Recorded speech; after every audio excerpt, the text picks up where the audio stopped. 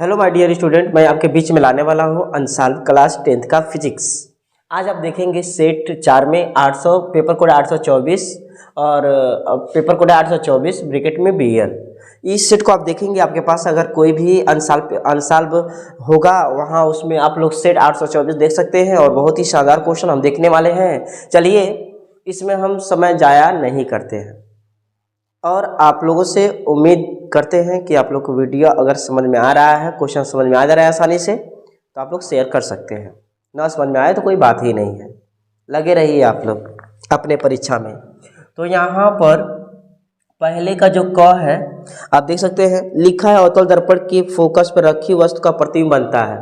तो अवतल दर्पण के फोकस पे रखी वस्तु का प्रतिबिंब बनता है। तो जब भी वस्तु फोकस पे रखी गई होगी तो उसका प्रतिबिंब अनंत पर बनता है। जब वस्तु मतलब फोकस पे रखी गई हो तो उसका प्रतिबिंब कहाँ बनता है? अनंत पर। इसलिए ऑप्शन नंबर 3 होगा। दूसरा दिया हुआ है यानी 1 का जो ख दिया हुआ है निम्न में दिए गए माध्यम में प्रकाश की चाल न्यूनतम होती है। तो प्रकाश की चाल उसी माध्यम में न्यूनतम होती है जिसमें पदार्थ के अणु पास पास हो। हीरा हो गया, जल हो गया, कांच हो गया, केरोसिन हो गया। जल है यानी इसमें जल के जो अणु होंगे वह पास पास होंगे नहीं उतना। केरोसिन एक तेल है, इसमें भी नहीं। हीरा जो है, हीरा में पदार्थ के अणु जो होते हैं बहुत नज़दीक होते हैं, इसलिए हीरा में प्रकाश की जो चाल होगी वह न्यूनतम होगी। यानी ये भी सिंपल सा क्वेश्चन है। ग नंबर देखेंगे आप, दिया हुआ 5 ओम प्रतिरोध तार को 5 बराबर टुकड़ों में काटने पर 5 ओम का प्रतिरोध है। मान लो कोई चालक तार है और इस चालक तार का प्रतिरोध कितना है? 5 है और इसे 5 बराबर भागों में बांटना है। तो 5 बराबर भागों में बांटेंगे। मान लीजिए R1 बराबर, R2 बराबर, R3 बराबर, R4 बराबर, R5। जैसे मान लीजिए 20 को 5 भागों में बांटना है तो 20 में 5 से भाग करते हैं। अगर 40 को 5 भागों में बांटना है तो 40 में 5 से भाग करते हैं। ठीक वैसे ही 5 को 5 बराबर भागों में बांटना है तो 5 में 5 से भाग करें, कितना हो जाएगा? 1 ओम। यानी R1 का मान भी 1 ओम होगा, R1 का मान भी 1 ओम, R2 का मान भी 1 ओम, R3 का मान भी 1 ओम, R4 का मान भी 1 ओम और R5 का मान भी 1 ओम होगा। ठीक है, इसलिए इसमें कह रहा कि प्रत्येक टुकड़े का प्रतिरोध होगा, तो प्रत्येक टुकड़े का प्रतिरोध जो होगा वह 1 ओम होगा। ऑप्शन नंबर 4 होगा। उसके बाद घ है वैद्युत शक्ति का मात्रक होता है। वैद्युत शक्ति का मात्रक होता है। क्या है? वैद्युत शक्ति का मात्रक होता है। वैद्युत शक्ति का मात्रक होता है। तो वैद्युत शक्ति का मात्रक पहला दिया है आपका वोल्ट, दूसरा दिया है आपका वाट, तीसरा दिया है आपका एम्पियर, चौथा दिया है आपका ओम। तो वैद्युत शक्ति का मात्रक जो होता है वह वाट होता है। ठीक है, और ये वोल्ट किसका मात्रक होता है? यह विभव का होता है। तो विभव का मात्रक क्या होता है? वोल्ट होता है। वाट किसका मात्रक होता है? शक्ति का होता है, यानी वैद्युत शक्ति का होता है। एम्पियर किसका मात्रक होता है? एम्पियर का। ठीक है, ओम किसका मात्रक होता है आपका? ओम जो होता है प्रतिरोध का मात्रक होता है। ओम जो होता है वह किसका मात्रक होता है? प्रतिरोध का होता है।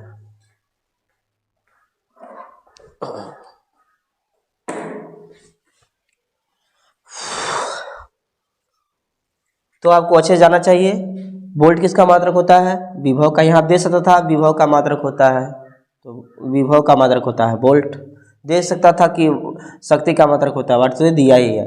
दे सकता है कि एम्पियर, एम्पियर यानी धारा, ये विद्युत धारा का मात्रक है। इसका मात्रक है धारा का। ठीक है, और प्रतिरोध का मात्रक क्या होता है? ओम होता है। इतनी सारी बातें आपको अच्छे से जाननी होंगी। ठीक है, इसको हम मिटाते हैं।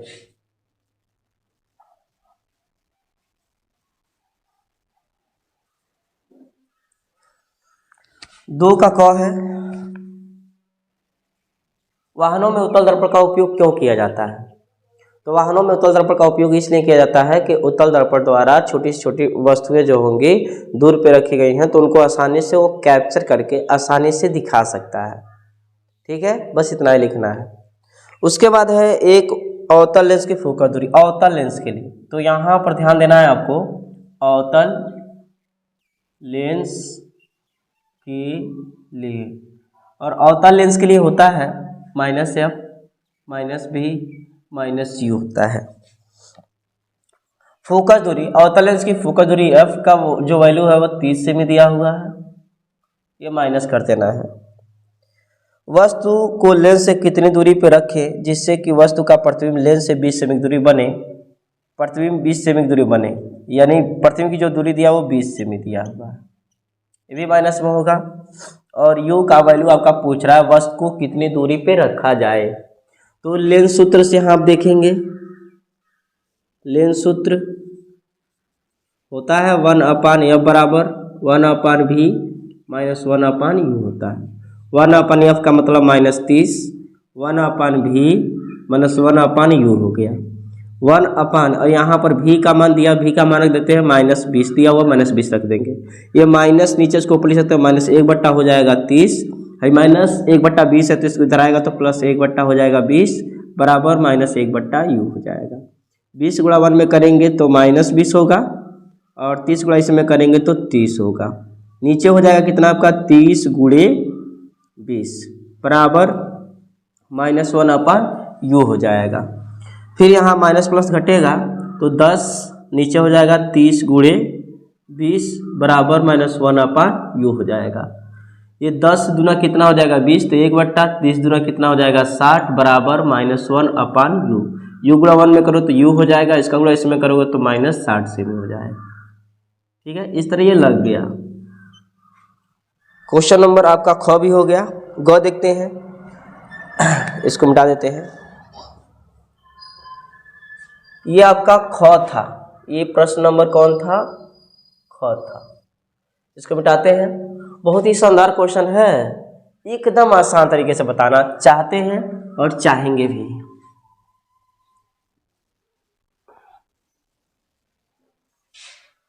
वन का ग, निकट दृष्टि दोष क्या होता है? निकट दृष्टि दोष, निकट दृष्टि दोष, इसका निवारण और निवारण, निवारण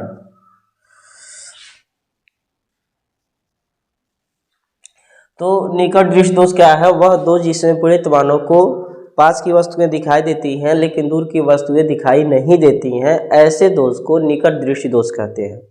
वह दोष जिसमें पीड़ित मानव को पास की वस्तुएं दिखाई देती हैं लेकिन दूर की वस्तुएं स्पष्ट रूप से दिखाई नहीं देती हैं, ऐसे दोष को निकट दृष्टि दोष कहते हैं। और इसका निवारण करने के लिए पीड़ित मानव के चश्मे में अवतल लेंस का प्रयोग किया जाता है। क्लियर है? इसमें ज़्यादा तो और कुछ है नहीं, सबको पता भी होगा। हम यहाँ की बात करते हैं तीसरे का। तीसरे का क, एक अवतल दर्पण से वस्तु का प्रतिबिंब वास्तविक तथा बड़ा बनाने के लिए वस्तु की स्थिति किरण आरेख में दिखाइए। तो अवतल दर्पण है और अवतल दर्पण द्वारा जब वस्तु को वास्तविक कह रहा है, जब वस्तु को वक्रता केंद्र और मुख्य फोकस के बीच रखेंगे तो बड़ा प्रतिबिंब बनेगा। तो मान लीजिए आपका ये अवतल दर्पण हो गया,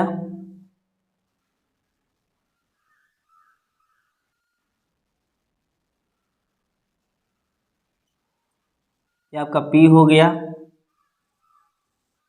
ये मान लीजिए आपका वक्रता केंद्र C हो गया और यहाँ पे मुख्य फोकस F हो गया।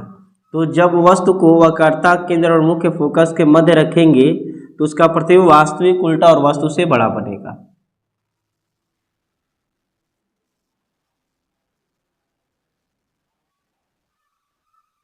इधर से जो भी रेखा गुजरती है और मुख्य फोकस से होकर गुजरती है, यानी यहाँ से गुजरेगी।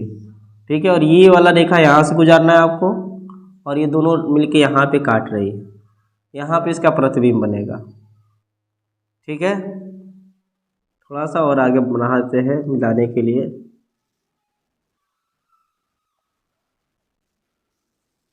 अब ये सही है। यहाँ पर मान लीजिए वस्तु ए बी है और ये आपका है A1, इसका प्रतिबिंब A1 B1 हो गया। ठीक है, तो इसका आंसर होगा जब वस्तु को मुख्य फोकस तथा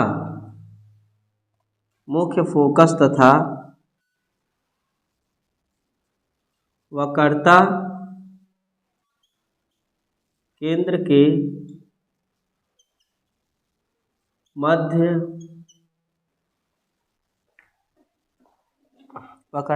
के मध्य रखते हैं तो उसका प्रतिबिंब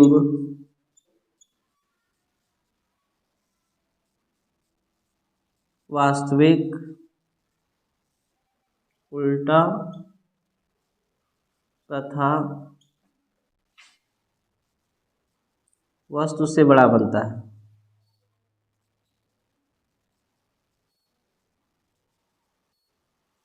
जब वस्तु को मुख्य फोकस पे भी रखेंगे ना तो उसका प्रतिबिंब क्या होगा, वास्तविक, उल्टा और बड़ा प्रतिबिंब बनेगा, लेकिन अनंत पर बनेगा। ठीक है, तो उसको हम बना नहीं सकते इसलिए बना दिए हैं। ये वाला आपका सिंपल था। ठीक है, इतना ही लिखना है। क्वेश्चन क्या था, एक अवतल दर्पण से वस्तु का प्रतिबिंब वास्तविक तथा बड़ा बनाने के लिए वस्तु की स्थिति किरण आरेख दर्शाइए। तो वस्तु को जब सी और कैपिटल F के मध्य रखेंगे तो उसका प्रतिबिंब वास्तविक, उल्टा और वस्तु से बड़ा बनता है, और जब वस्तु को मुख्य फोकस पर रखेंगे तो उसका प्रतिबिंब अनंत पर बनेगा और वास्तविक उल्टा ही बनेगा। ठीक है, अब यहाँ पर ये क्वेश्चन क का जो है कंप्लीट हो गया। अब क का अथवा वाला देखते हैं।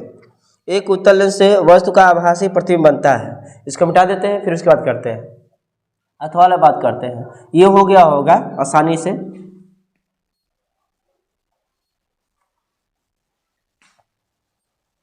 अब 3 का क का अथवा जो है, 3 का क का अथवा क्या है, कह रहा है एक उत्तल लेंस से वस्तु का आभासी प्रतिबिंब बनता है। एक उत्तल लेंस से वस्तु का आभासी प्रतिबिंब बनता है, किरण आरेख से समझाइए। तो उत्तल लेंस हम बनाएंगे सबसे पहले। ये उत्तल लेंस हो गया, ये प्रकाशीय केंद्र हो गया, मुख्य अक्ष हो गया, ये हो गया। जब वस्तु को प्रथम मुख्य फोकस F1 एवं प्रकाशीय केंद्र के मध्य रखते हैं तो इसका प्रतिबिंब जो होता है, मान लीजिए यहाँ पे एक वस्तु AB है, A हो गया और ये आपका B हो गया।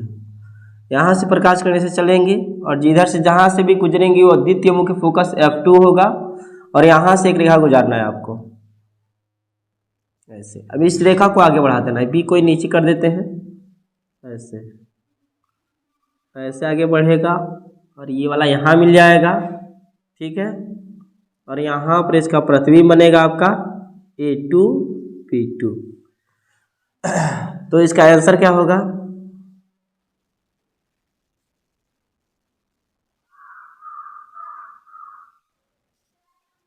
जब वस्तु को, ये आपका प्रकाशीय केंद्र है, इसको मान लेते हैं। जब वस्तु को प्रथम मुख्य फोकस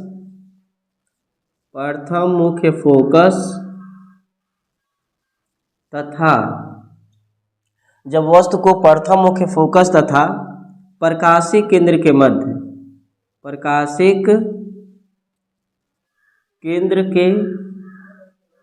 मध्य रखा जाता है तो उसका प्रतिबिंब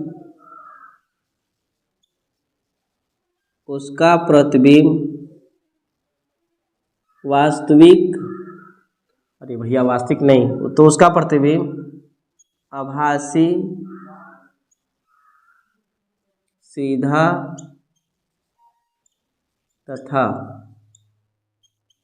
बड़ा प्रतिबिंब बनता है।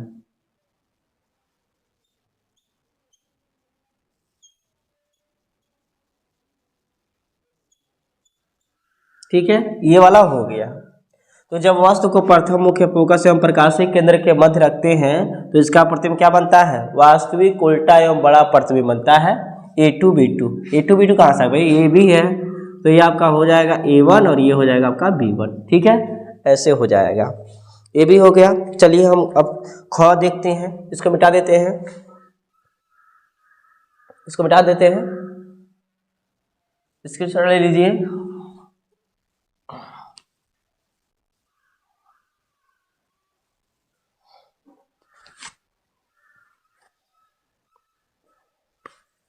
अब ख देखेंगे, तीसरे का ख नंबर, फिर ख का अथवा देखेंगे।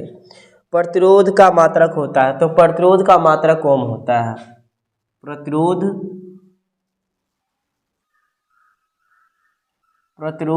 का मात्रक क्या होता है? ओम होता है, ओम होता है। ठीक है, ये आपका क्वेश्चन का आंसर हो गया। फिर आगे कह रहा है कि L लंबाई A मोटाई के एक तार का प्रतिरोध। एक तार है, ठीक है, एक तार है, ये आपका तार हो गया। इस तार की लंबाई जो है L है और ये मोटाई जो है अनुप्रस्थ काट का जो क्षेत्रफल है वह A है, और इस तार का प्रतिरोध R बराबर कितना है? 10 ओम है। ठीक है, इसको R1 मान लेते हैं। फिर कह रहा है इसी पदार्थ के एक अन्य तार जिसकी लंबाई L/3 है। कितना है? L/3 है। इसी तार का जिसकी लंबाई हो जा रही है L/3, ठीक है, इसी तार का, और अनुप्रस्थ काट का जो क्षेत्रफल है वह 3A हो जाता है। पहले A था, अब 3A है, तो इसका प्रतिरोध कितना होगा यही पूछ रहा है। तो सिंपल समझो, L है, L/3 हो गया है। तो यहाँ पर पहले हम लिख ले रहे हैं, जब तार को खींचकर n गुना जब तार को खींचकर या दबाकर n गुना किया जाए तो नया प्रतिरोध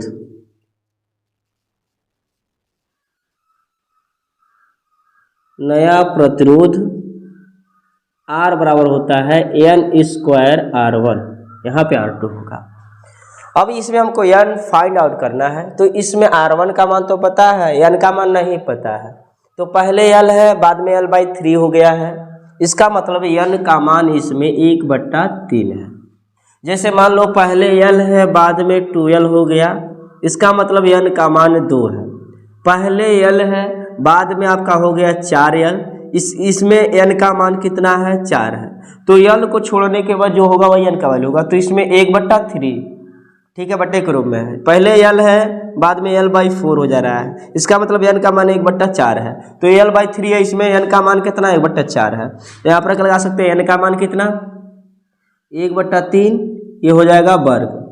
यहाँ पे R1 का मान कितना? 10, तो 1 का वर्ग 1 होगा, 3 का वर्ग 9 होगा, ये हो जाएगा 10। तो हो जाएगा कितना आपका? 10/9। क्लियर है? इस तरह हो गया, शानदार सा क्वेश्चन था। मिटा देते हैं, स्क्रीनशॉट ले लीजिए।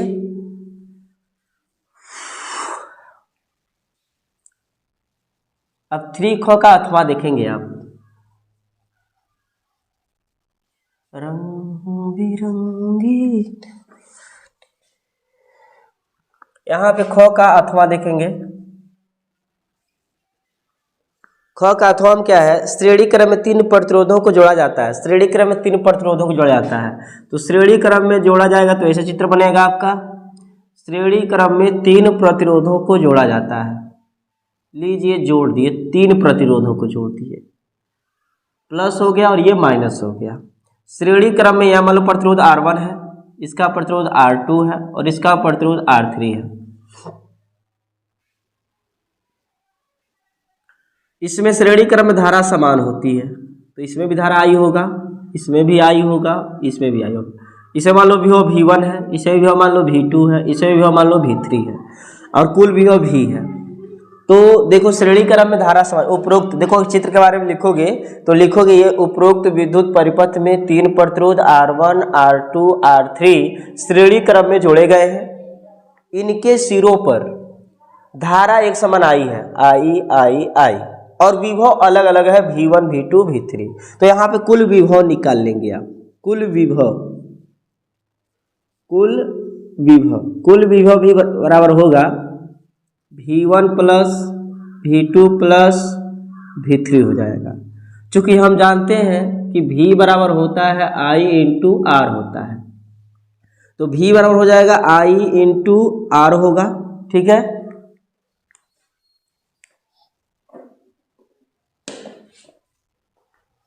अब V1 बराबर होगा आपका IR1।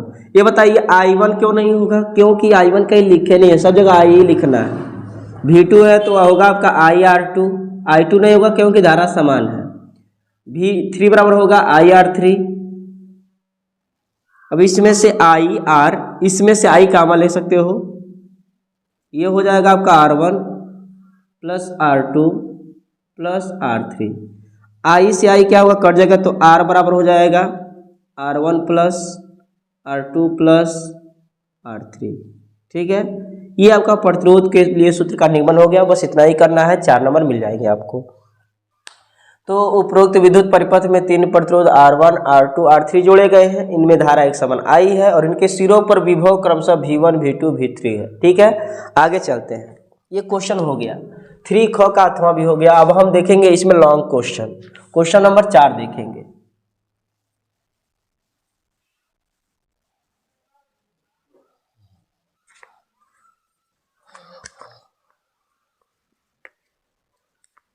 क्वेश्चन नंबर 4 हम देखेंगे। क्वेश्चन नंबर 4 है, निम्नांकित आरेख बनाकर विद्युत जनित्र का सचित्र वर्णन कीजिए। विद्युत जनित्र, तो विद्युत जनित्र यानी 4 का है विद्युत जनित्र।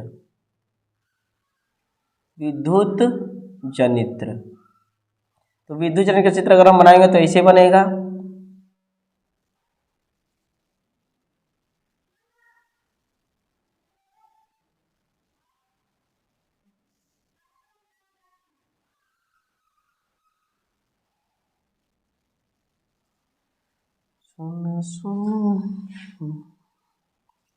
ऐसे बनेगा विद्युत जनित्र।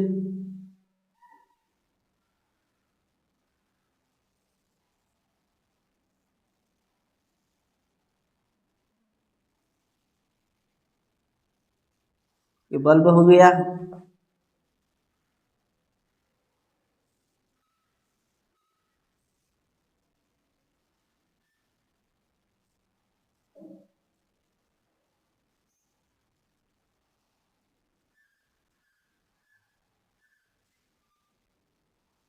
क्या चित्र बनाते हैं यार, बना तो दिए। तो इसे पढ़ना विद्युत जनित्र। विद्युत जनित्र क्या होता है? यह यांत्रिक ऊर्जा को विद्युत ऊर्जा में बदलता है। तो विद्युत जनित्र किसे कहते हैं? वह यंत्र जो यांत्रिक ऊर्जा को विद्युत ऊर्जा में बदलता है उसे विद्युत जनित्र कहते हैं। वह यंत्र जो यांत्रिक ऊर्जा को विद्युत ऊर्जा में बदलता है उसे विद्युत जनित्र कहते हैं। अब इसमें है सिद्धांत, विद्युत जनित्र का सिद्धांत। विद्युत जनित्र का सिद्धांत, विद्युत जनित्र का सिद्धांत की बात करें तो इसमें कुंडली को घुमाया जाता है चुंबकीय क्षेत्र में रखकर,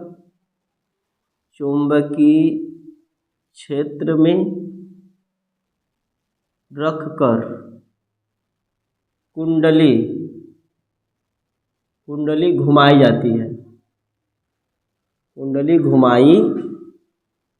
जाती है, जिससे चुंबकीय फ्लक्स में परिवर्तन होता है। किसमें परिवर्तन होता है? चुंबकीय फ्लक्स में परिवर्तन होता है, जिससे क्या उत्पन्न होता है? बलयुग्म का आघूर्ण उत्पन्न हो जाता है, जो क्या करता है, विद्युत जो यांत्रिक ऊर्जा को, जो यांत्रिक ऊर्जा को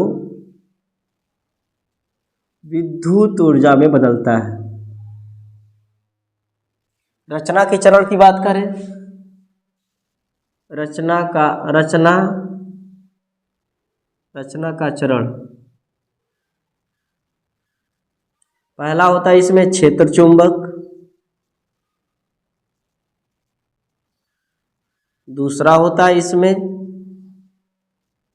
आर्मेचर या कुंडली, तीसरा होता है इसमें सर्पी वलय तथा ब्रूस ये वाला है, और ये आपका है सर्पी वलय।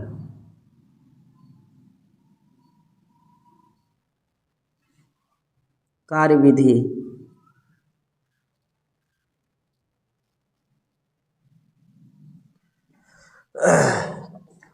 तो ये आपका विद्युत जनित्र हो गया। विद्युत जनित्र के बारे में हम बताना चाहेंगे आप लोगों से। ये क्वेश्चन जो आता है 7 नंबर का आता है, आपका लॉन्ग क्वेश्चन होता है, बहुत ही शानदार क्वेश्चन है। विद्युत जनित्र किसे कहते हैं? वह यंत्र जो यांत्रिक ऊर्जा को विद्युत ऊर्जा में बदलता है उसे विद्युत जनित्र कहा जाता है। वह यंत्र जो यांत्रिक ऊर्जा को विद्युत ऊर्जा में बदलता है उसे विद्युत जनित्र कहते हैं। विद्युत जनित्र का सिद्धांत क्या है? विद्युत जनित्र का सिद्धांत यह है कि जब किसी कुंडली को चुंबकीय क्षेत्र में रखकर तेजी से घुमाया जाता है, जब किसी कुंडली को चुंबकीय क्षेत्र में रखकर, जब किसी कुंडली को चुंबकीय क्षेत्र में यानी चुंबकीय क्षेत्र में रखकर कुंडली को घुमाई जाती है तो चुंबकीय फ्लक्स में परिवर्तन होने लगता है, और चुंबकीय फ्लक्स में परिवर्तन होने से बलयुग्म का आघूर्ण उत्पन्न हो जाता है जो यांत्रिक ऊर्जा को विद्युत ऊर्जा में बदलता है। तो जब किसी कुंडली को चुंबकीय क्षेत्र में रखकर तेजी से घुमाई जाती है तो चुंबकीय फ्लक्स के मान में परिवर्तन होने लगता है, और चुंबकीय फ्लक्स के मान में परिवर्तन होने से बलयुग्म का आघूर्ण उत्पन्न हो जाता है जो यांत्रिक ऊर्जा को विद्युत ऊर्जा में बदलता है। वह यंत्र जो यांत्रिक ऊर्जा को विद्युत ऊर्जा में बदलता है उसे हम विद्युत जनित्र कहते हैं। विद्युत जनित्र का सिद्धांत क्या है? जब किसी कुंडली को चुंबकीय क्षेत्र में रखकर तेजी से घुमाया जाता है तो चुंबकीय फ्लक्स में परिवर्तन होने लगता है, और चुंबकीय फ्लक्स में परिवर्तन होने से बलयुग्म का आघूर्ण उत्पन्न हो जाता है जो यांत्रिक ऊर्जा को विद्युत ऊर्जा में क्या करता है? बदलता है। रचना की चरण की बात करें तो इसमें एक शक्तिशाली चुंबकीय क्षेत्र होता है जिसके ध्रुव खंड N व S होते हैं। इसमें एक शक्तिशाली चुंबकीय क्षेत्र होता है जिसके ध्रुव खंड N व S होते हैं। दूसरा क्या है? आर्मेचर या कुंडली। तो इसमें तांबे के तार के कई फेरों वाली एक आयताकार कुंडली ABCD होती है जो चुंबक के ध्रुव खंड N व S के मध्य घूमने के लिए स्वतंत्र होती है। उसके बाद है सर्पी वलय। तो इसमें तांबे का 2 छल्ला होता है, यही वाला, इसमें तांबे का 2 छल्ला होता है जो कभी एक दूसरे को स्पर्श नहीं करता है, जिसे हम सर्पी वलय कहते हैं। इसमें कार्बन के 2 ब्रूस लगे होते हैं। एक ब्रूस का नाम हम यक्स रख दे रहे हैं और दूसरे ब्रूस का नाम हम क्या रख दे रहे हैं? वाई रख दे रहे हैं। तो इसमें कार्बन के 2 ब्रूस लगे होते हैं, एक्स और वाई। कार्यविधि क्या है? कार्यविधि क्या है? जब किसी कुंडली को चुंबकीय क्षेत्र में रखकर, यहीं से विद्युत जनित्र का जो सिद्धांत है उसी में थोड़ा सा जोड़ देना है। जब किसी कुंडली को चुंबकीय क्षेत्र में रखकर तेजी से घुमाया जाता है तो चुंबकीय फ्लक्स के मान में परिवर्तन होने लगता है, और चुंबकीय फ्लक्स के मान में परिवर्तन होने से बलयुग्म का आघूर्ण उत्पन्न हो जाता है, जिसकी दिशा बलयुग्म का आघूर्ण उत्पन्न हो जाता है, जिसकी दिशा हम फ्लेमिंग के दाएं हाथ से निर्धारित करते हैं। फ्लेमिंग के दाएं हाथ से निर्धारित करने पर यह पता चलता है कि कुंडली की भुजा AB पर बल ऊपर की तरफ लग रहा है और कुंडली की भुजा CD पर बल नीचे की तरफ लग रहा है। अतः कुंडली जो होती है वह दक्षिणावर्त में घूमने लगती है और यांत्रिक ऊर्जा विद्युत ऊर्जा में बदलने लगता है। एक बार और सुनेंगे आप। विद्युत जनित्र वह यंत्र, याद करा के मानेंगे तो ठीक है ना। विद्युत जनित्र वह यंत्र जो यांत्रिक ऊर्जा को विद्युत ऊर्जा में बदलता है उसे हम विद्युत जनित्र कहते हैं। उसके बाद विद्युत जनित्र का सिद्धांत क्या है? जब किसी कुंडली को चुंबकीय क्षेत्र में रखकर तेजी से घुमाया जाता है तो चुंबकीय फ्लक्स के मान में परिवर्तन होने लगता है, जिससे बलयुग्म का आघूर्ण उत्पन्न हो जाता है जो यांत्रिक ऊर्जा को विद्युत ऊर्जा में बदलता है। रचना के चरण में क्षेत्र चुंबक, इसमें एक शक्तिशाली चुंबकीय क्षेत्र होता है जिसके ध्रुवखंड N व S होते हैं। आर्मेचर या कुंडली, इसमें तांबे के तार के कई फेरों वाली एक आयताकार कुंडली ABCD होती है जो चुंबक के ध्रुवखंड N व S के मध्य घूमने के लिए स्वतंत्र होती है। सर्पी वलय तथा ब्रूस, इसमें तांबे का दो छल्ला होता है जिसे हम सर्पी वलय कहते हैं और ये दोनों एक दूसरे के स्पर्श नहीं करते, यानी ये वाला छल्ला इसको नहीं स्पर्श करेगा और ये वाला छल्ला इसको स्पर्श नहीं करेगा। उसके बाद है कार्यविधि। कार्यविधि क्या है? कार्यविधि यानी सिद्धांत जो बताया उसी में थोड़ा जोड़ देना है। कार्यविधि क्या है? जब किसी कुंडली को चुंबकीय क्षेत्र में रखकर तेजी से घुमाया जाता है तो चुंबकीय फ्लक्स के मान में परिवर्तन होने लगता है और चुंबकीय फ्लक्स के मान में परिवर्तन होने से उसमें बलयुग्म का आघूर्ण उत्पन्न हो जाता है जो यांत्रिक ऊर्जा को विद्युत ऊर्जा में बदलता है। ठीक है, इसमें बस इतना ही है। और एक चीज और ध्यान देना है, कुंडली के पूरे चक्कर में जो विद्युत धारा होता है उसका बाद 2 बार मान अधिकतम होता है और 2 बार क्या होता है? न्यूनतम होता है। बस इसमें चौथे का हम अथवा देखेंगे। अब चौथे का अथवा क्या दिया हुआ है?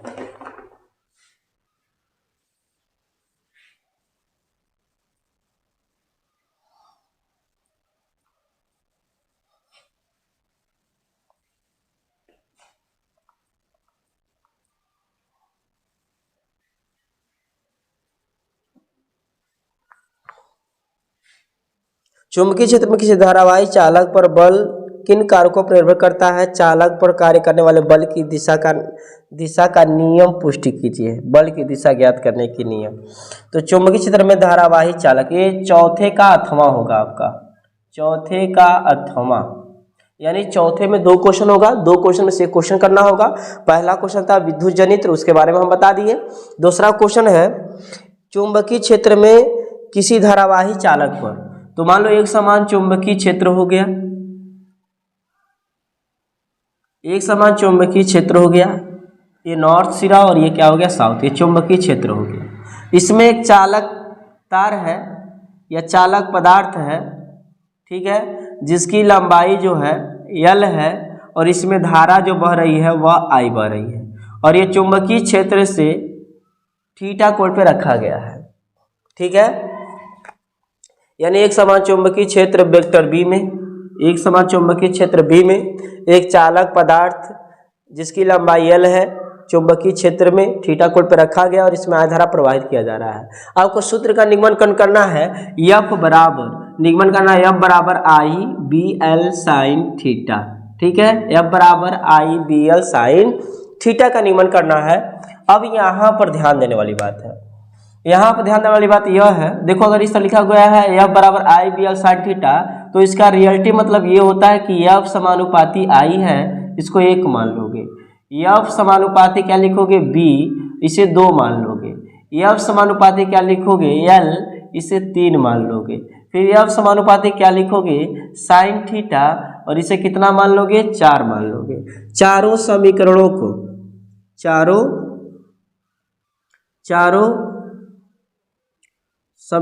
को संयुक्त करने पर जब संयुक्त करेंगे, जो सेम है उसमें से एक लिखते हैं भाई साहब, और जो चिन्ह है वो चिन्ह लगा लेंगे आप, या उतारते आएंगे I BL साइन थीटा। इस चिन्ह को हटाएंगे तो आपका नियतांक उत्पन्न होगा K I BL sine theta. अब आगे क्या करना है? यदि K बराबर 1 हो तो क्या होगा आपका? F, K का value 1 I BL sine theta. तो यहाँ पे F बराबर हो जाएगा आपका I BL साइन थीटा। तो ध्यान देंगे, जब एक समान चुंबकीय क्षेत्र में किसी चालक पदार्थ को थीटा कोण पर रखा जाता है तो चुंबकीय बल जो होता है वो निम्न बातों पर निर्भर करता है। चुंबकीय बल F जो होता है, ये देखिए यही निगमन करना, ये पहले से पता रहेगा तो निगमन करने में आसानी होगी। उसी से देख के हम लिख दिए हैं, ज़्यादा कोनो याद करने वाली चीज़ नहीं है। देखो चुंबकीय बल F जो होता है वह चालक पदार्थ में बहने वाली धारा I के समानुपाती होता है। समीकरण 1 बन जाएगा। ये लिखना पड़ेगा भाषा में, यानी पहला पॉइंट लिखेंगे आप ऐसे, पहला पॉइंट कर लेंगे, लिखेंगे चालक पदार्थ जो चुंबकीय बल F होता है वह चालक पदार्थ में बहने वाली धाराएं के समानुपाती होता है। हिंदी में लिख लेंगे, फिर लिखेंगे F समानुपाती I। फिर दूसरा पॉइंट में लिखेंगे चुंबकीय बल F चुंबकीय क्षेत्र B के समानुपाती होता है, अर्थात करके फिर नीचे लिखेंगे F समानुपाती B, 2 बन जाएगा। चुंबकीय बल F जो होता है वह चालक पदार्थ की लंबाई L के समानुपाती होता है, 3 बन जाएगा। चुंबकीय बल F जो होता है वो ज्या 60 के समानुपाती होता है, ये आपका क्या हो जाएगा, 4 बन जाएगा। ठीक है, और चारों समीकरणों को संयुक्त कर देंगे। जो सेम है उसमें से एक लिख दिए हैं, जो चिन्ह है वो चिन्ह लिख दिए हैं, ये साइड से उतारते आए हैं, बगल में लिखते गए हैं। यहाँ से हटाएंगे तो के नियतांक मान लिए हैं, यदि के बराबर 1 हो तो यह बराबर IBL sin थीटा आ जाएगा। ठीक है, ऐसे नोट कर सकते हैं। बहुत ही शानदार क्वेश्चन था। इस तरह फिजिक्स पोर्शन जो हो गया वो कंप्लीट हो गया।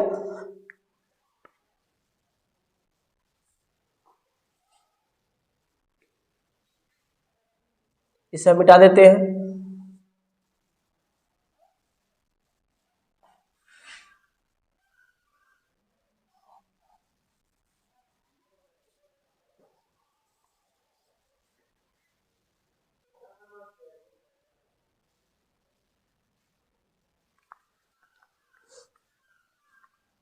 अब हम केमिस्ट्री पोर्शन इसमें देख रहे हैं। केमिस्ट्री पोर्शन में आप देखेंगे 5वें का जो दिया है क, उसमें लिखा है प्रोपेनल दिया हुआ है। ठीक है, प्रोपेनल दिया हुआ है। प्रोपेनल आपको इसमें से कौन सा ऑप्शन सही होगा वो देखना है। C2H5O, C3H6O, तीसरा ऑप्शन दिया हुआ है C4H8 और चौथा ऑप्शन दिया हुआ है C3H5O। तो इसमें से कौन सा ऑप्शन होगा? वैसे प्रोप से पता चलेगा 3 कार्बन है, और नल से यानी आपका देखो नल जब आता है तो क्रियात्मक समूह होता है आपका, क्रियात्मक समूह का जो संरचना सूत्र होता है CH डबल बॉन्ड O होता है। ये वाला संरचना सूत्र होता है, किसके लिए होता है? नल के लिए। तो नल जब आएगा तो इतना बना लेंगे। अब प्रोप से पता चलेगा 3 कार्बन है, तो अगर हम बनाएं तो ये पहले बना लेना होगा आपको C single bond H O, और एक कार्बन के पास 4 बॉन्ड करना है, तो इसके पास 4 हो गया। फिर आप C लिख दिए।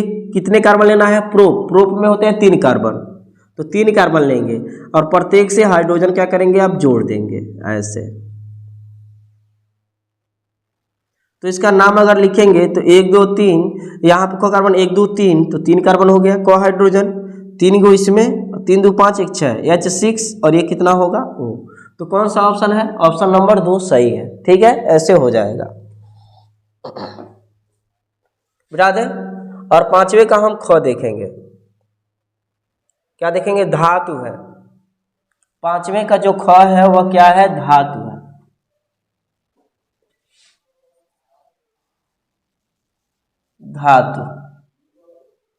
धातु है। 4 ऑप्शन।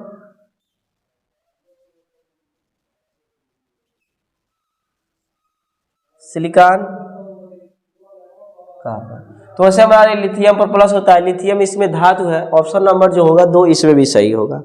ठीक है, ग नंबर क्या है? ठंडे तनु अम्ल से हाइड्रोजन गैस बनाती है जिंक।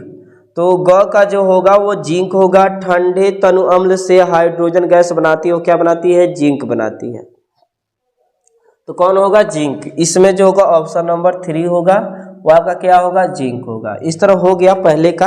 5वें का क ख ग, 3 बहुविकल्पीय प्रश्न थे, तीनों हो गए।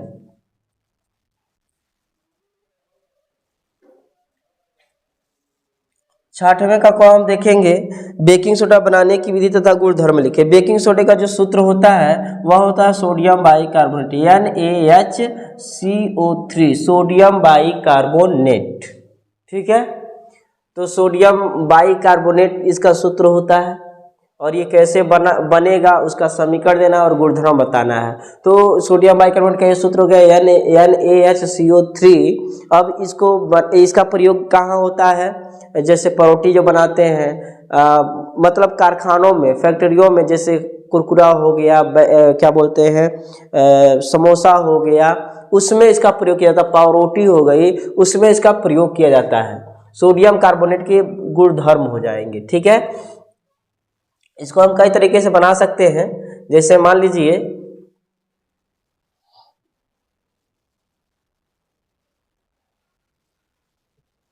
मत लीजिए, इसको आप लोग देख सकते हैं, देख लीजिएगा थोड़ा सा। ख देखेंगे आप, पीएच। पीएच मान क्या है? पीएच मान से आप क्या समझते हैं? तो पीएच क्या है? हाइड्रोजन आयन सांद्रता के ऋणात्मक लघुगणक को पीएच कहते हैं। हाइड्रोजन आयन सांद्रता के ऋणात्मक लघुगणक को पीएच कहते हैं। और ये पीएच मान से हमें यह पता चलता है कि कौन अम्ल है, कौन क्षार है, कौन उदासीन है। यदि पीएच मान 7 से कम आ रहा है तो वह अम्ल होता है, यदि 7 से अधिक आ रहा है तो वह क्षार होता है। यदि पीएच मान एग्जैक्ट वैल्यू 7 प्राप्त हो जाए तब वह उदासीन होता है। ठीक है, तो इसमें इतना ही लिखना है। उसके बाद है इसमें आधुनिक आवर्त के नियम लिखिए और इस आवर्त सारणी की 2 विशेषताएं भी लिखिए। तो आधुनिक आवर्त के नियम, आधुनिक आवर्त के नियम, इस नियम के अनुसार क्या होता है? तत्वों के भौतिक तथा रासायनिक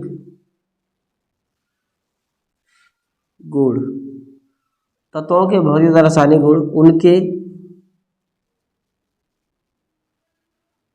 परमाणु क्रमांकों के आवर्ती फलन होते हैं।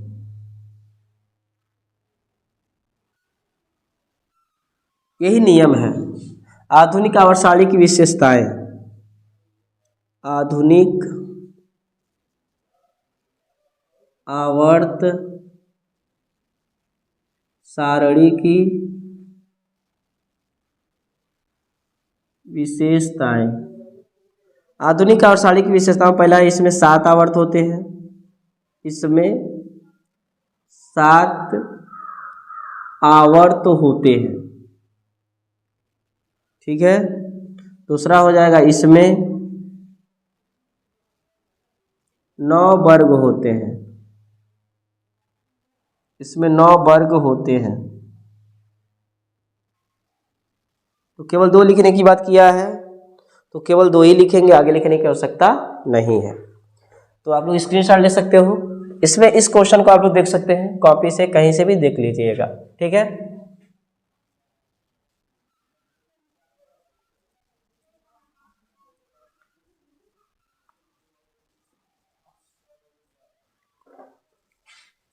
सातवें का हम क देखेंगे। संतृप्त और असंतृप्त हाइड्रोकार्बन में अंतर बताइए। संतृप्त हाइड्रोकार्बन, संतृप्त हाइड्रोकार्बन, संतृप्त हाइड्रोकार्बन किसे कहते हैं? वह हाइड्रोकार्बन जिसमें केवल एकल बंध बनता है, यानी सिंगल बॉन्ड बनता है, उसे हम संतृप्त हाइड्रोकार्बन कहते हैं। वह हाइड्रोकार्बन जिसमें केवल एकल बंध बनता है उसे संतृप्त हाइड्रोकार्बन कहते हैं। जैसे CH हो जाएगा, इसका नाम है मीथेन। ठीक है, एक और देख लेते, जैसे में एक कार्बन के पास 4 बॉन्ड होता है, आपको बता दें, 1 2 3 4 है, इसके पास विचार करना होगा आपको। इसका नाम है एथेन, हिंदी में लिखे, अंग्रेजी में लिखे। ठीक है, ये आपका मीथेन हो गया और ये आपका एथेन हो गया। तो संतृप्त हाइड्रोकार्बन वह हाइड्रोकार्बन जिसमें केवल सिंगल बॉन्ड बनता है उसे संतृप्त हाइड्रोकार्बन कहते हैं। उसके बाद है आपका असंतृप्त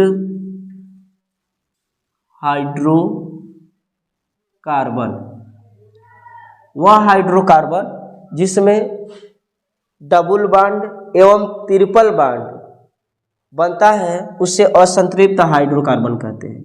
वह हाइड्रोकार्बन जिसमें एकल बॉन्ड बनता है उसे संतृप्त हाइड्रोकार्बन कहते हैं। वह हाइड्रोकार्बन जिसमें एकल बॉन्ड एवं द्विबंध बनता है उसे असंतृप्त हाइड्रोकार्बन कहते हैं। क्या कहते हैं? असंतृप्त हाइड्रोकार्बन कहते हैं। ठीक है, तो यहाँ पर असंतृप्त हाइड्रोकार्बन का एग्जाम्पल देखें तो C double bond C H 3 हुआ। एक कार्बन के पास 4 बनना चाहिए, 1 2 2 यहाँ पर 1 3 यहाँ पर, कितना हो गया 4, 1 2 3 और 1 4। इसका नाम है एथेन। एथ हो गया, डबल बॉन्ड के जोड़ते हैं इन, यानी एथीन होगा। एक ट्रिपल बॉन्ड देख लेते हैं, ये ट्रिपल बॉन्ड हो गया। एक कार्बन के पास 4 बॉन्ड होना चाहिए, 3 को यहाँ पे 1 यहाँ पे 4, इसका नाम है एथ। इसमें आयन जोड़ देंगे तो हो जाएगा एथाइन। इसका नाम है एथाइन और इसका नाम है एथीन। तो संतृप्त हाइड्रोकार्बन और असंतृप्त हाइड्रोकार्बन में अंतर पूछ रहा है, तो वह हाइड्रोकार्बन जिसमें एकल बंध बनता है उसे संतृप्त हाइड्रोकार्बन कहते हैं। वह हाइड्रोकार्बन जिसमें डबल बॉन्ड एवं ट्रिपल बॉन्ड बनता है, डबल बॉन्ड या ट्रिपल बॉन्ड बना हो, उसे हम असंतृप्त हाइड्रोकार्बन कहेंगे। ठीक है, अब ये आपका हो गया 7वें का क। 7वें का हम ख देखें, खनिज और अयस्क में अंतर बताइए।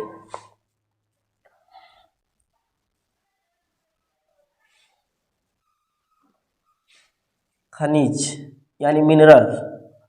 खनिज किसे कहेंगे? पृथ्वी के अंदर धातु तथा उनके यौगिक जिस रूप में पाए जाते हैं उसे खनिज कहते हैं।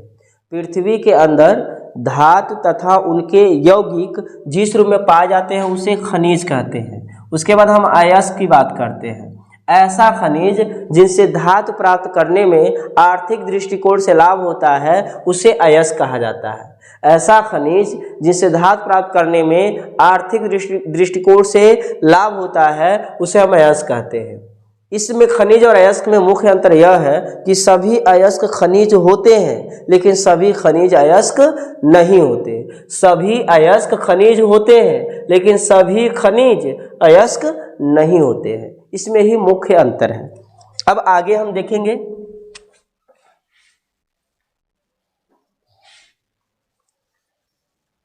आठवां लिखा है कार्बनिक यौगिकों में प्रतिस्थापन अभिक्रिया दिखाइए। कार्बनिक यौगिकों में प्रतिस्थापन अभिक्रिया दिखाना है, तो कार्बनिक यौगिकों में सहसंयोजी बंध समझाइए। तो कार्बनिक यौगिकों में प्रतिस्थापन अभिक्रिया, कार्बनिक यौगिकों में प्रतिस्थापन अभिक्रिया दर्शाना है।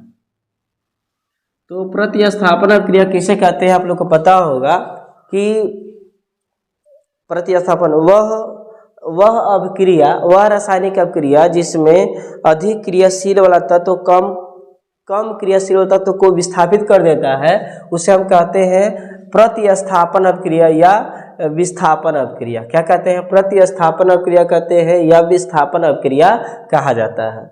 जैसे यहाँ पर कार्बनिक यौगिकों में जैसे मान लो यहाँ पर आपका हो गया एसिटिक अम्ल CH3COOH प्लस यहाँ पर हो गया C2H5OH, ये आपका हो गया एसिटिक अम्ल और ये हो गया एथेनॉल।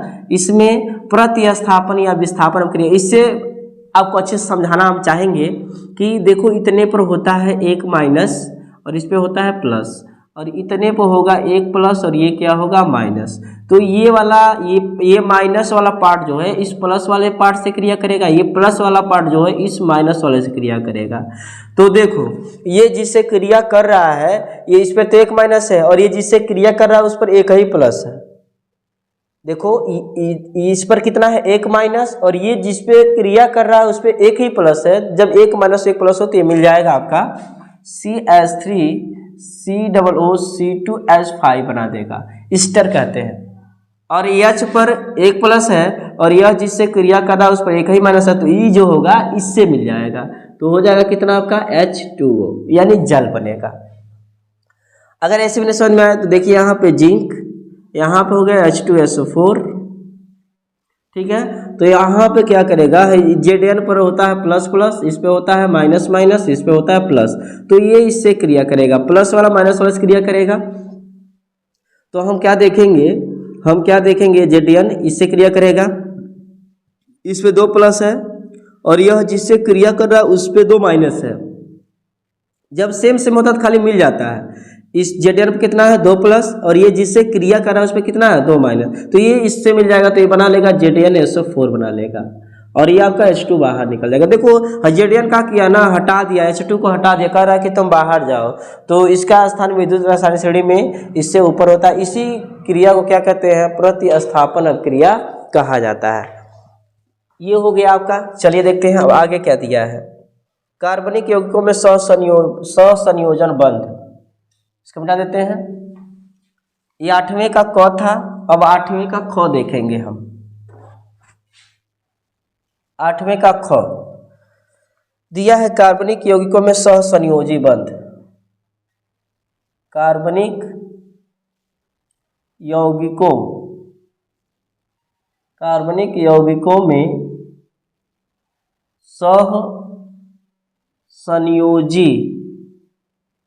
सहसंयोजी बंध या आबंध।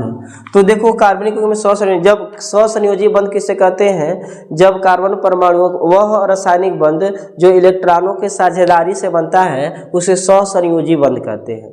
वह रासायनिक बंध जो इलेक्ट्रॉनों के साझेदारी से बनता है उसे सहसंयोजी बंध कहते हैं। जैसे मान लो हम CH4 का निर्माण कर रहे हैं, CH4 का निर्माण,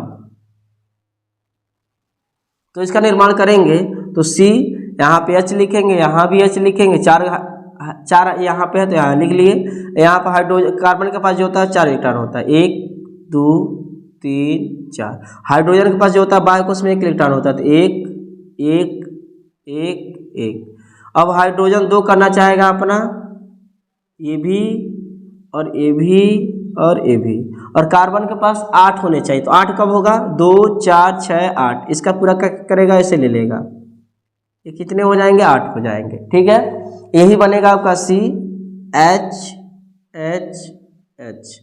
तो वह रासायनिक बंध जो इलेक्ट्रॉनों के साझेदारी से बनता है उसे हम सहसंयोजी बंध कहते हैं। ठीक है, इसमें इतना ही लिखना है और एग्जाम्पल के तौर पे दिखा देना है। वह रासायनिक बंध जो इलेक्ट्रॉनों के साझेदारी से बनता है उसे सहसंयोजी बंध कहते हैं। इसको अब हम मिटाते हैं।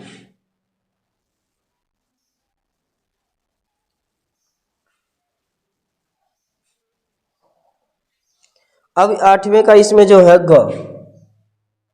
8वें ग है कार्बनिक यौगिकों की IUPAC नाम पद्धति। तो कार्बनिक यौगिकों की IUPAC नाम पद्धति क्या है, तो देखो कार्बनिक यौगिकों की ऐसी पद्धति जिसके द्वारा हम कार्बनिक यौगिकों का नामांकन आसानी से कर सकते हैं उसे ही IUPAC पद्धति कहते हैं। कार्बनिक यौगिकों की IUPAC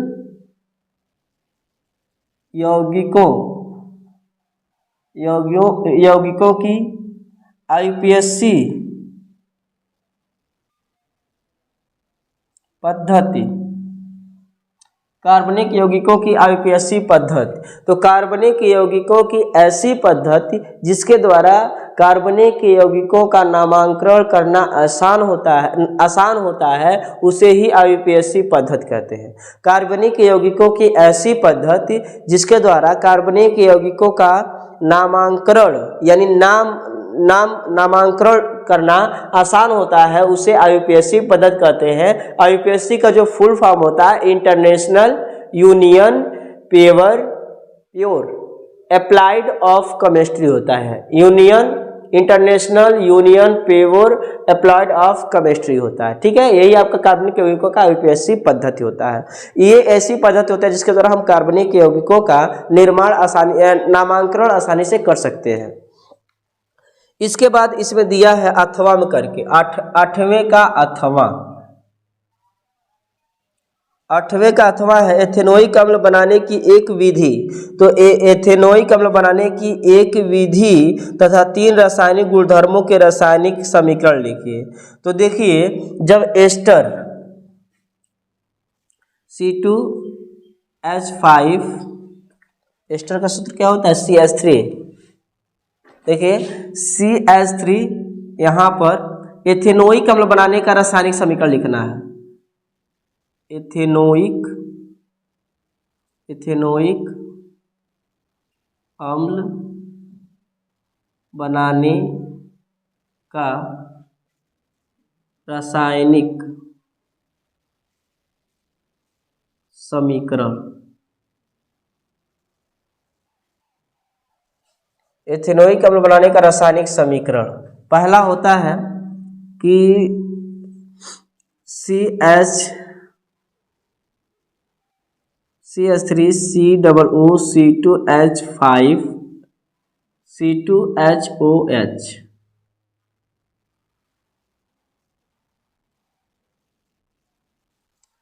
एथेनोइक अम्ल बनाने का रासायनिक समीकरण पहला हो जाएगा जब एस्टर, इसका नाम है एस्टर, जब एस्टर एथिल अल्कोहल से क्रिया करता है, जब एस्टर एथिल अल्कोहल से क्रिया करता है तो आपका एथेनोइक अम्ल बनता है। ये वाला जो होगा इस पे माइनस होता है, इस पे जो होगा प्लस, और ये वाला जो होगा आपका, अब इसमें भी C2H5 आ गया, इसमें भी C2H5 है। जल मिला लो यार, क्या कर रहे हो, जल मिला लो, जल मिला लो, HOH, जल से क्रिया करा दीजिए, HOH आसानी से बन जाएगा, H पे एक प्लस, OH पे एक माइनस।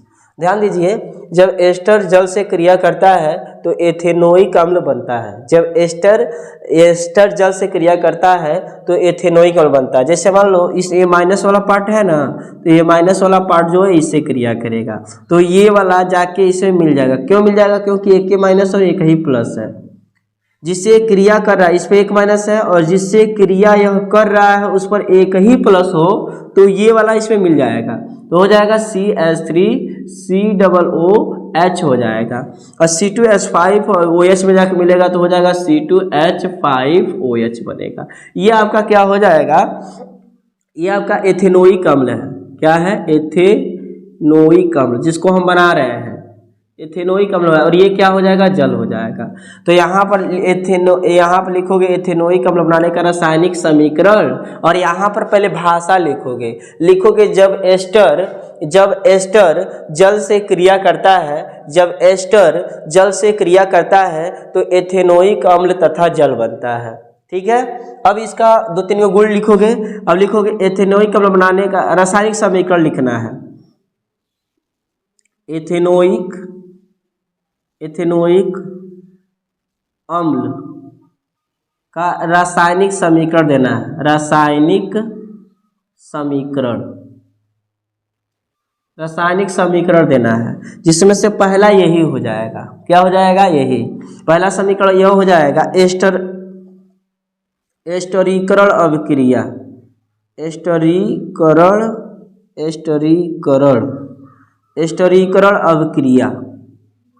एस्टरीकरण अभिक्रिया में क्या होता है? ध्यान देना, एस्टरीकरण अभिक्रिया में क्या होता है?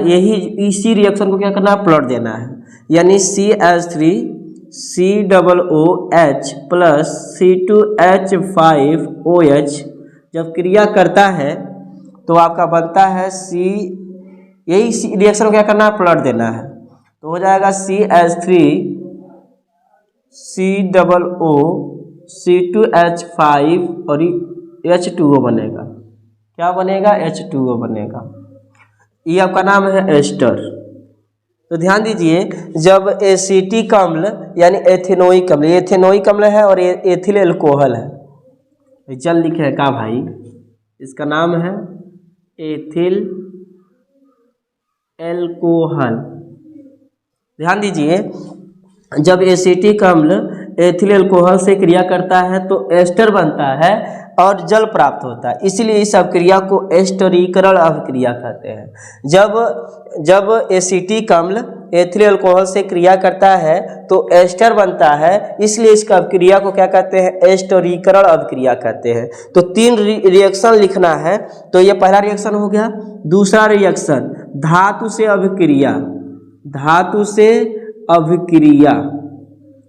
से अभिक्रिया कराएंगे, यानी एसिटिक अम्ल यानी CH3COOH धातु से क्रिया करेगा तो क्या बनेगा? मान लो धातु क्या है? Na+, तो ये आपका बनेगा यहाँ पर, या इतने पर होता है आपका माइनस और H पे होता है प्लस, तो माइनस वाला प्लस वाला से क्रिया करेगा, तो ये जिससे क्रिया कर रहा है उस पे एक प्लस है और इस पे एक माइनस है, तो ये वाला इससे मिल जाएगा। तो ये बनेगा आपका CH3COONA बनेगा। इसका नाम होगा क्या? इसका नाम होगा आपका सोडियम एसीटेट। इसका नाम क्या होगा? Sodium acetate. और क्या प्राप्त होगा? यहाँ इधर से H इधर जाएगा तो कितना बनेगा? H2 बनेगा। 2 हाइड्रोजन हो गया, इसमें हाइड्रोजन कितना है? 3 और 1 4 है, 2 से गुणा कर दो 4 हो गया। ठीक है, ये 2 रिएक्शन हो गया। चलिए तीसरे रिएक्शन की बात करते हैं, इसको मिटा दें।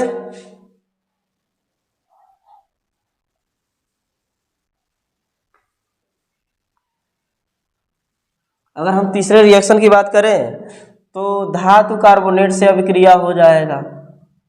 धातु कार्बोनेट से अभिक्रिया, धातु कार्बोनेट मतलब sodium carbonate, magnesium carbonate, calcium carbonate होता है। और एसिटिक अम्ल क्रिया करा रहे हैं तो CH3COOH।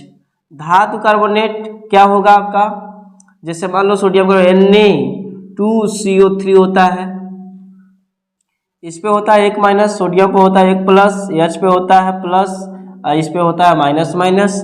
तो देखिए ये माइनस वाला इससे क्रिया करेगा तो इस पर 1 माइनस है और इस पे 1 प्लस है, तो 1 माइनस है और 1 प्लस है, तो हाई वाला ये वाला पार्ट जो है इसमें जा खाली मिल जाएगा, तो हो जाएगा आपका CH3COO और N या से मिल जाएगा। ठीक है, प्लस अब हाइड्रोजन बचेगा तो हाइड्रोजन इस ऑक्सीजन से क्रिया करेगा तो H2O बनेगा, अब प्लस इसमें CO2 बच जाएगा। देखो हाइड्रोजन इसमें से एक ऑक्सीजन से क्रिया किया है, जब हाइड्रोजन एक ऑक्सीजन से क्रिया करेगा तो क्या बनेगा? आपका H2O बनेगा, और यहाँ पे एक ऑक्सीजन निकल गया तो यहाँ पर CO2 बचा ना, तो ये CO2 क्या होगा? बच जाएगा, ये अब कार्बन डाइऑक्साइड गैस होगा। ठीक है ना, ये आपके 3 रिएक्शन हो गए। ये बैलेंस नहीं, बैलेंस करना पड़ेगा। चलिए देखते हैं, बैलेंस करते हैं। इसमें हाइड्रोजन कितना है? 3 और यहाँ पे कितना है? 4, यानी 4 हाइड्रोजन है। इसमें हाइड्रोजन कितना है? 3 और 2 यहाँ पे है कितना? 5 नहीं पड़ता है। इसमें सोडियम कितना है? 1 और इसमें सोडियम है 2, यहाँ 2 से गुणा कर दीजिए। अब ढूंढिए, और यहाँ पे देखिए सोडियम जो है, सोडियम इसमें कितना है? 2 और इसमें सोडियम कितना हो गया? 2 हो गया। 2 से गुणा करने के बाद 2 कार्बन है, कार्बन 1 2 और 2 1 कितना हो गया? 3।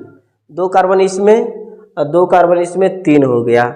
और हाइड्रोजन 3 और 3 ये कितना? 4। इसमें 2 3 6 और 6 दूना कितना? 8 हाइड्रोजन। भाई क्या किया जाए?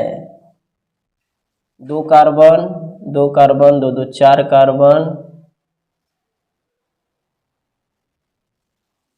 बैलेंस नहीं है भाई साहब, बैलेंस करना पड़ेगा। देखिए इसमें सोडियम कितना आपका? 2, इसमें सोडियम हो गया आपका कितना? 1, 2 करना है, 2 से गुणा कर दिए, कितने कार्बन? 2 कार्बन, 2 2 इसमें हो गया, 2 2 4 कार्बन, 4 1 5 कार्बन होगा नहीं, 6 कार्बन चाहिए आपको, 6 कार्बन रहेगा तभी काम चलेगा। 1 और 2 यहाँ 2 से गुणा कर दे, तो 2 से गुणा करने पर क्या होगा? 2 2 और 2 4, 4 1 5, 2 4 और 1 5। सोडियम कितना? 2 हो गया, कार्बन ऑक्सीजन कितना? 2 3 और यहाँ पे कितना है? 8। तो इसमें हो गया आपका 2 2 4 4 3 7 हो रहा है, तो इसमें 4 2 दूना 4 4 1 5 5 2 7, यानी सही है, यानी आपका यह बैलेंस हो चुका है। तो 3 रिएक्शन लिख रहा था, तीनों लिख दिए। गुणधर्मों के रासायनिक समीकरण भी लिखिए, रासायनिक समीकरण लिखना था, रासायनिक समीकरण लिख दिए हैं। ऐसे में आपको 7 नंबर मिल जाएंगे आसानी से। इस तरह ही आपका समीकरण पोर्शन भी क्या हो गया? कंप्लीट हो गया। इस सेशन में बस